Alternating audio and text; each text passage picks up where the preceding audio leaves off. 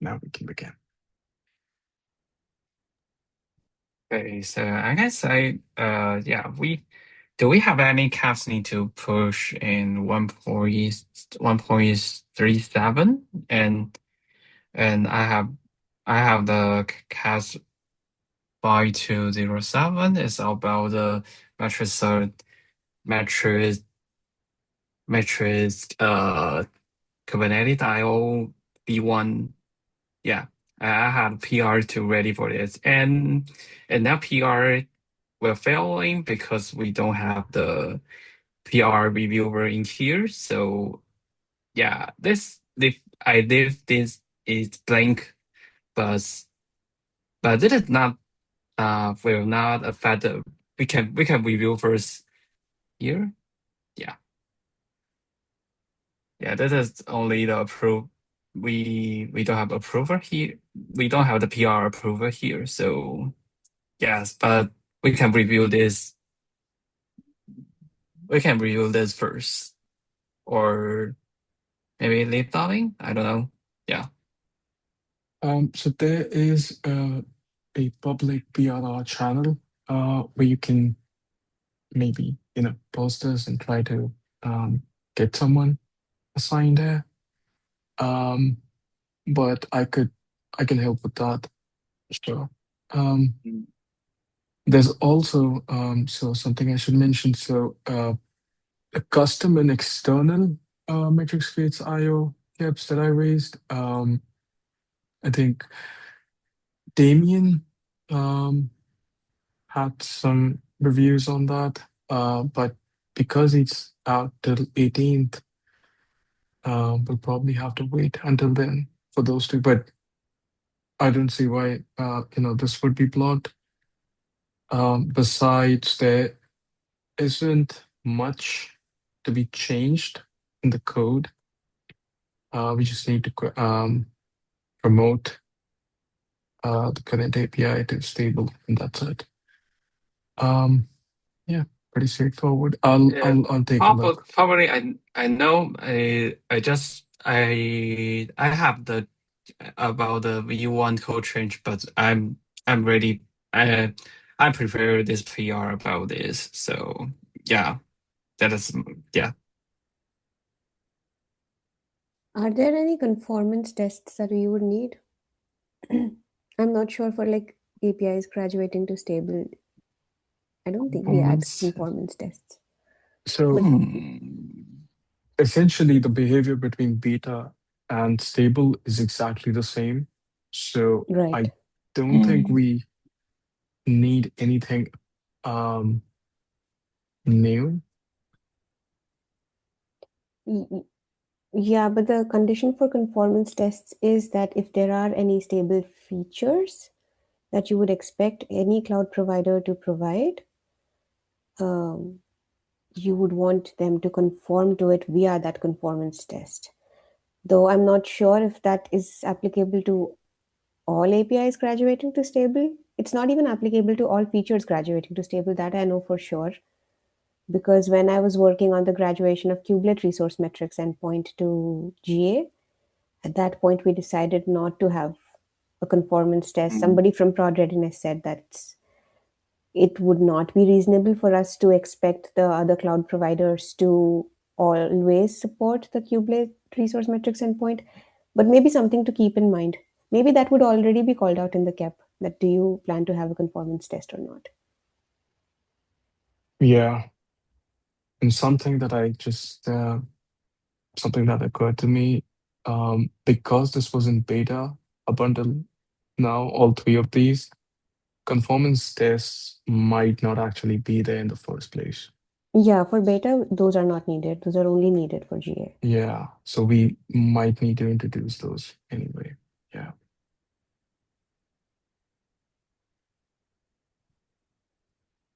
Best to confirm with the PRR approver once we decide. So once you send a message, Shanga, to the channel, Slack channel for prod readiness, and if somebody signs up for it, then we should just double confirm with them that do we need any conformance tests for this.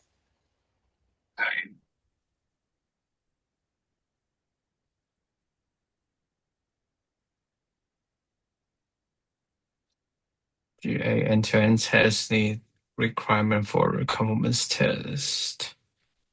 Yeah, usually we just promote any existing end-to-end tests as a conformance test. So we should check first if we have any end-to-end test for the API. If we do, we should confirm whether we need to promote that as a conformance test. I think that's it about tests.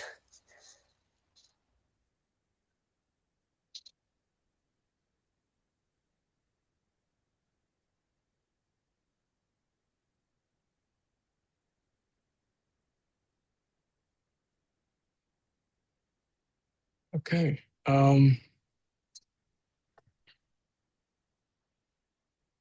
Richard, do you want to discuss these? I just want to so we could discuss these, or do you want to discuss these maybe when Damien is back?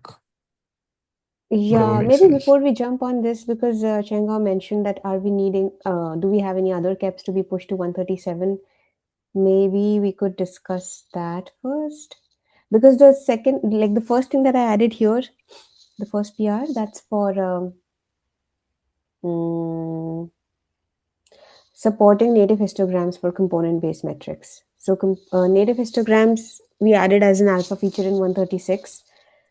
And right now, the blocker for its graduation to beta is that component-based metrics are not supporting those options, right? And we discussed why, because of the init registrations, which we cannot avoid, because out of tree users who are depending on those init registrations of those metrics, they would break if we try to make them explicit registrations. And keeping the registrations within init does not let the native histograms options be applied in time because the feature gates are not parsed by the time the init function runs. So this PR is an attempt to address that, but the more I try to address all the unit test failures, the more I feel like we are trying to make it very hacky. So that's why I need like a thorough review for it from someone. I think the main call out here is that I'm trying to wrap all the Prometheus client goes functions, like the observe methods for different scalars and vectors, all the increase, adds, everything needs to respect deferred mode.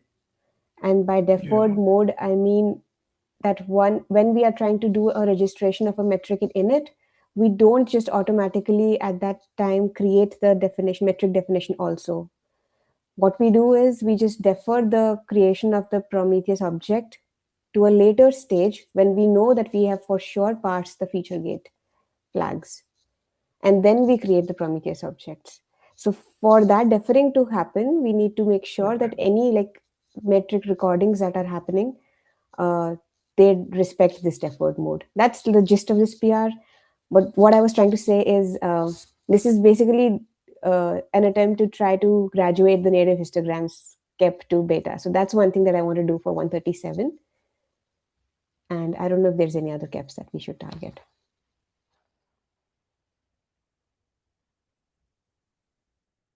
Yeah, this definitely sounds like one option,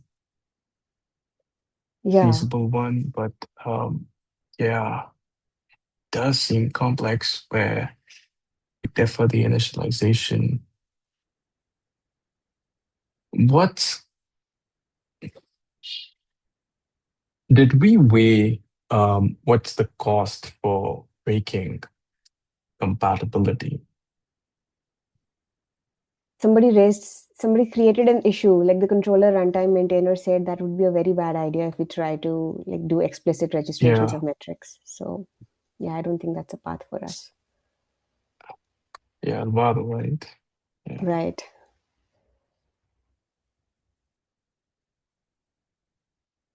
Okay. Yeah, I The other option is that we just graduate the feature to beta and then we just flip that flag to default on. And that's when component based metrics also start supporting native histograms. Yeah, it's a choice between these two, I guess. sorry, what was the other option? I didn't. Wait, catch that. Can you? Just flipping the native histograms feature gate to default on, just graduate to beta without first supporting it for component base. So once the feature gate is on, all metrics should start supporting. But wouldn't that interfere with, applications where they might not want to consume it? I mean, they want it partially enabled for some components and not for some other components. That's true. Yeah. Um, okay. Of course, I think this definitely needs a larger discussion with Polly, Damien, Yeah, Dashboard. I've pinged Polly Yeah, already for this PR, and I'm also thinking of asking Jordan Liggett to take a pass at this because it's basically changing all the component based metrics. Well, not changing, but like adding yeah, this new behavior.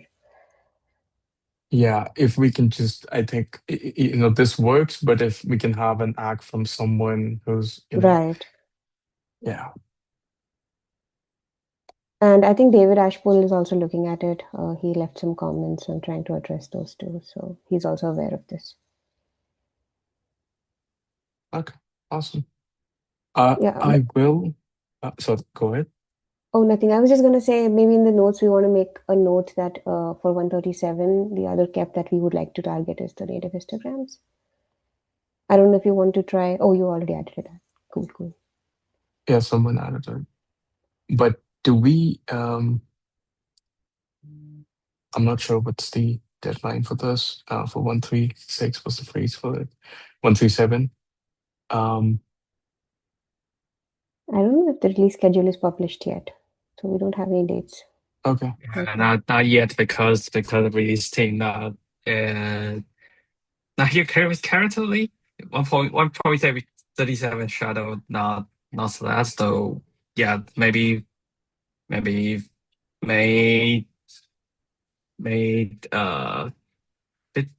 15 maybe, yeah. Okay. And the other thing that we may want for native histograms beta is some sort of benchmark testing because the way that we have implemented the feature is that we are exposing both formats, the classic histograms as well as native histograms for all metrics for all components. So we want to just make sure that that's not adding a lot of memory overhead to the binaries. So for that, I'm thinking of reaching out to SIG Scalability. Hopefully they have some perf tests where we can just turn on the flag and see if there's do some sort of memory profiling and check if the new feature is causing any spikes. I Okay, believe, yeah, go sorry, ahead. I believe Kubernetes components come with the, that default Go collector instrumented. Would that help in this case? But the Because, Go runtime metrics, yeah, I don't know if those capture the memory usage. I'm not very familiar with what metrics are captured at the Go runtime. yeah. And I also don't know if that would help us pinpoint that native histograms is what is causing the spikes in the memory usage. With profiling, you can actually find out the specific code that's causing um, the spikes, right? Yeah, yeah, definitely. But we Yeah, have profiling for kubelet and API server, right? yeah, I think that should work. So I think what David Ashpool was suggesting is that API server has this request duration seconds histogram metric, which is like super critical. Everybody uses it. It's a stable metric. So if we can just do profiling for that one metric and see, you know, when supporting both native histograms and classic histograms, if there is some Okay, so spikes there. just for API server, like just Just for testing on. API Okay, server, right? Yeah. okay. I'll just move these to the next Sounds good. section. Yeah. Okay. Thank you for bringing these up. Stephen, Yeah. I talked to Nabaran earlier this morning. There was some confusion around easy CLA. Sorry, did you have Yeah. anything to go? Sorry, I Well, just so it's just because like I'm not sure if the cap is needed or not, and if it needs to follow the same kind of release process, then because we're yeah. asking for which caps to go into 1.37, if this really falls into that same kind of release cycle, or if it's just a case of, we just hit the button and then see what other compliance we need for the repo. Yeah. I believe there was okay, this is not blocked. I thought someone had to review this. Um, uh, I talked to Damien about this, and uh, I believe something. So essentially for record keeping, where we want to make sure that anyone who um, inquires in the future, like what happened to Kubernetes mixins, they kind of have this detailed document that we can just point them to. Um, but yeah, there are some prerequisites for 137 that we that I have a clear picture now. So um, the major blocker for this was the easy CLA stuff, and it seems so. I'm still a bit confused because Nabadan said that we so the document advises that you need to have this easy CLA workflow in the repository that you want to migrate, but we can't do that because it's not under Kubernetes. It doesn't make sense because if I want to migrate something, it's obviously outside of Kubernetes.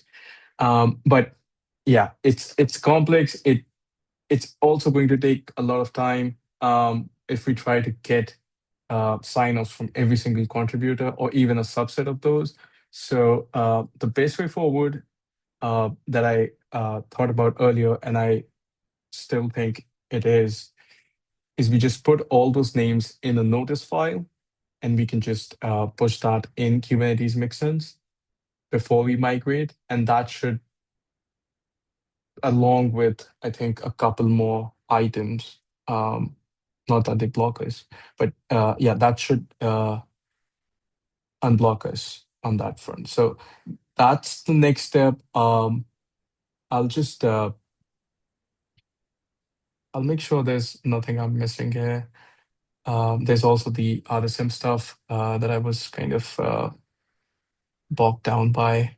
Um, but yeah, sorry for the delay here.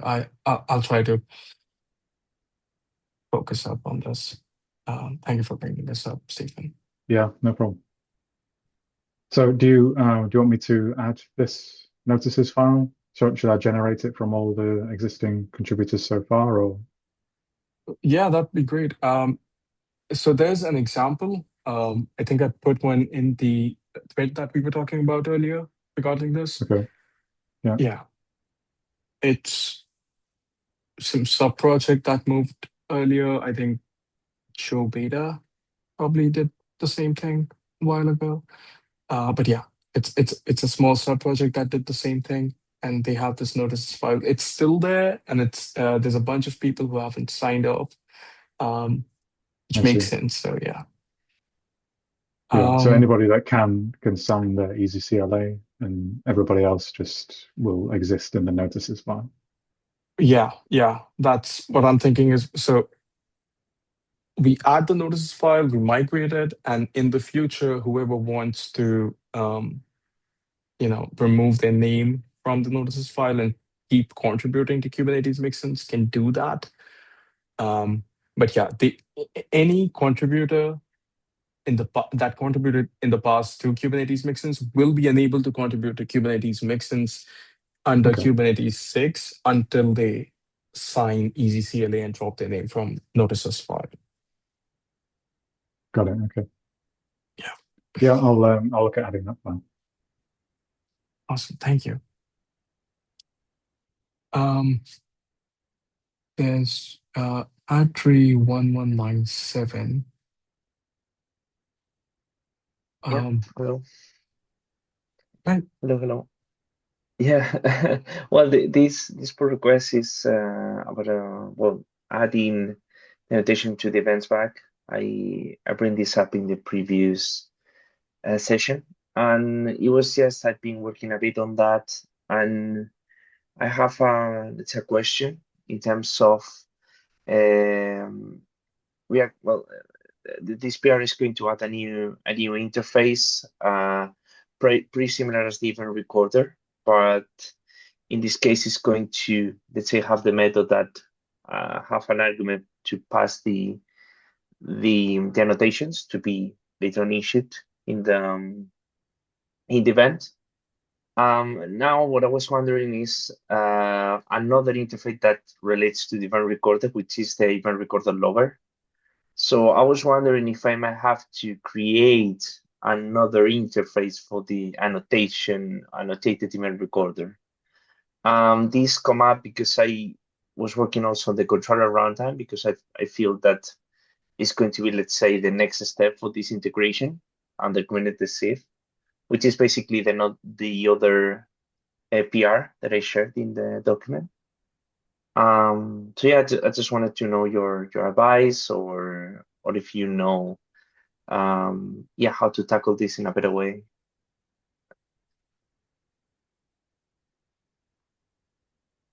Yeah. So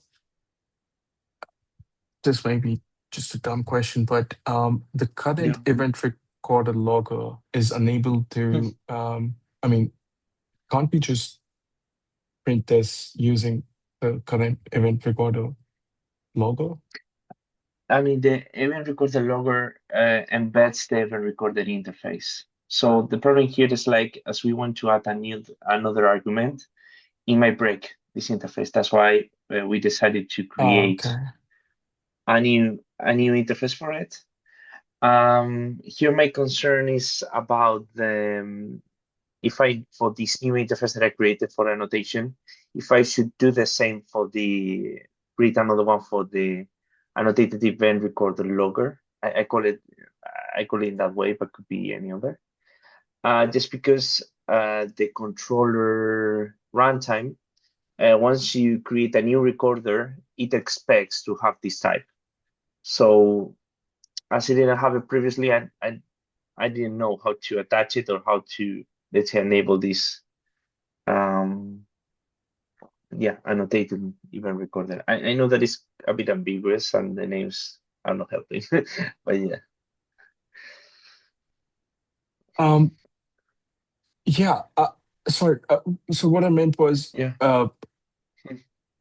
why don't we pass this in the arguments, like this custom map string data structure? Um, because I'm not quite sure if you added that the argument is going to be as part of the object metadata, the event object metadata, which is going to be basically the annotations. Yeah, here the thing is like we would like to populate the annotations as well. And with the new events, internal, well, the client Go events, the new approach, it was not, let's say, exposed at the beginning, the annotations. With the previous, yes, it was. Sorry. Yeah. So it was previously, and then they dropped it, Yeah. and okay. Yeah. Yeah. Previously, it was instead of events, it was the recorder one, which stands for events V1 beta 1. And now we move to events V1, the GA version.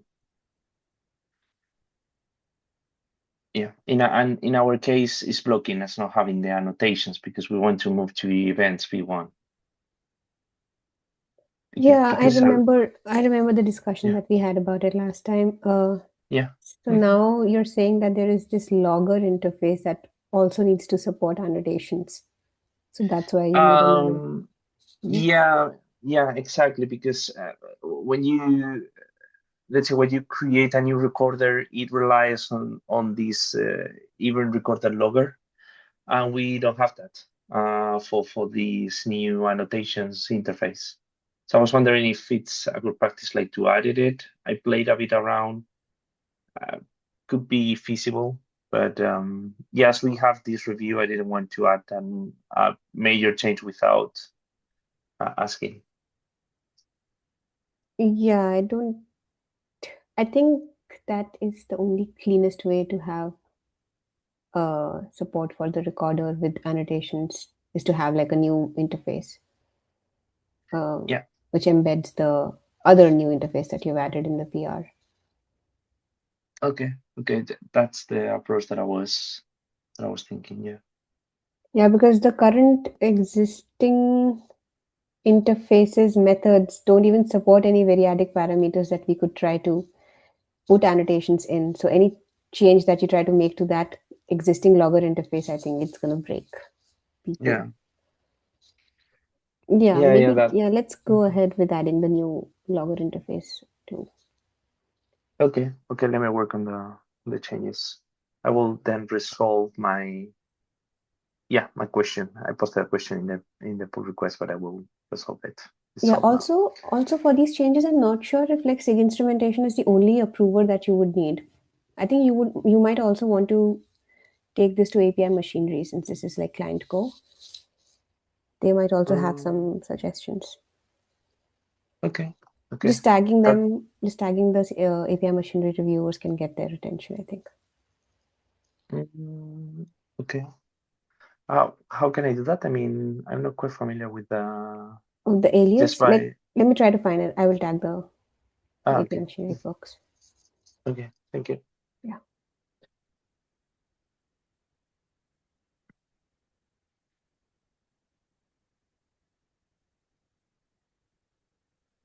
Sorry, I still I'm probably missing something. I'm just not.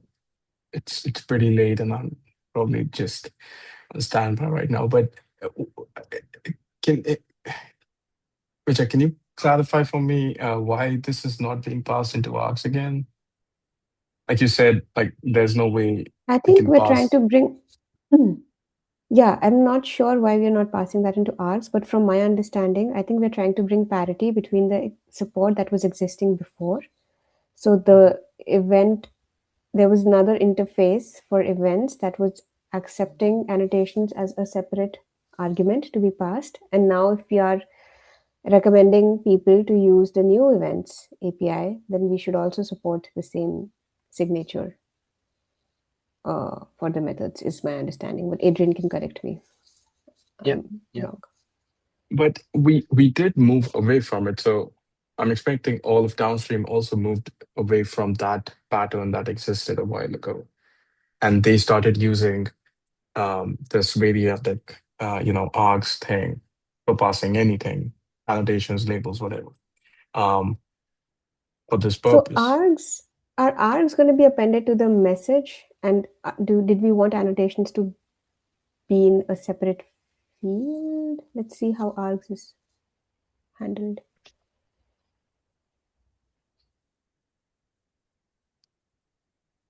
Mm, So this is the fake one. I don't know where the existing one is, but Yeah. Here's the.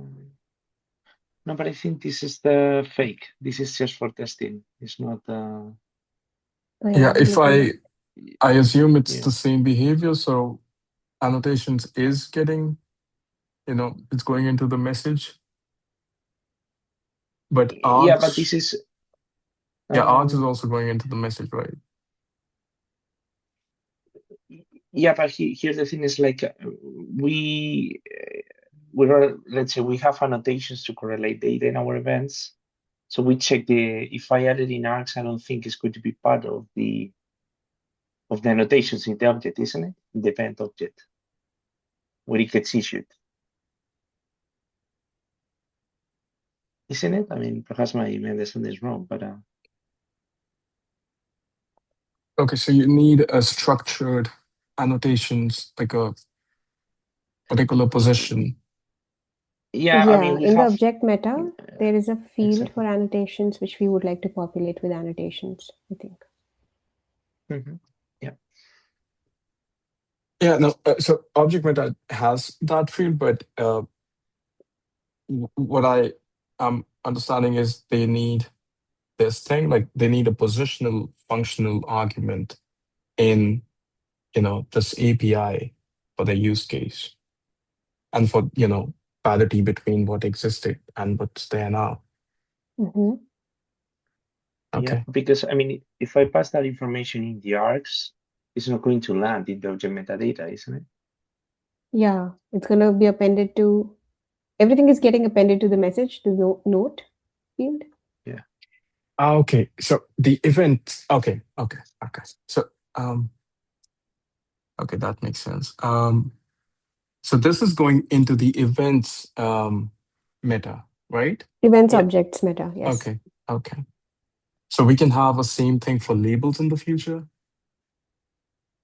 I asked that question to Damien and he said no for some reason, which I can't remember. He had some doubts even supporting annotations, but I think in the last call, we got this consensus that it makes sense to at least have parity. Like we used to support this before, so we should continue doing that now. Label support was not there before, so we should stick to that, not add any more functionality. Okay. And sorry to drag this on. I completely missed that. No worries. Thank you. Yeah, thank you for bringing this up. Thank you everyone for joining in. I'll see you next week. Thank you, Kanchu. See everyone next Thank week. you. Thank you. Thank you. Take care. Bye bye. Bye.